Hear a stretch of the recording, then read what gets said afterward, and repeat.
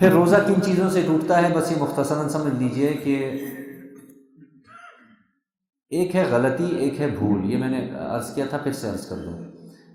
غلطی سے کوئی بھی چیز آپ نے کھا لی، پی لی، کوئی بھی غلطی کر دی روزے کی حالت میں، تو آپ کا روزہ ٹوٹ جائے گا.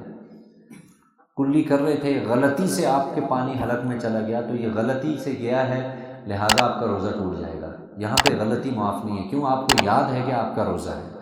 بھول کر اگر کچھ کھا پی لیا ہے تو بھول کر کھانے پینے والے پر معاف ہے. بھول کر اگر وہ کچھ بھی کھا لے، کچھ بھی پی لے، تو اللہ کی طرف سے کوئی پکڑ بھی نہیں ہے، اور اس کا روزہ بھی درست ہو جائے گا. اس لیے بھول کر اگر ہو گیا کوئی مسئلہ نہیں. غلطی سے ہو گیا، ایک تو جان بوجھ کے نا، جان بوجھ کے تو بالکل ہی ناجائز حرام ہے. غلطی سے ہو گیا تو اس پر بھی علماء نے یہی فرمایا ہے کہ ایسے شخص کا روزہ کیا ہو جائے گا؟ ٹوٹ جائے گا. غلطی کی ایک ہی میں نے کیفیت عرض کر دی ہے، تو اس لیے بچنا چاہیے اس سے.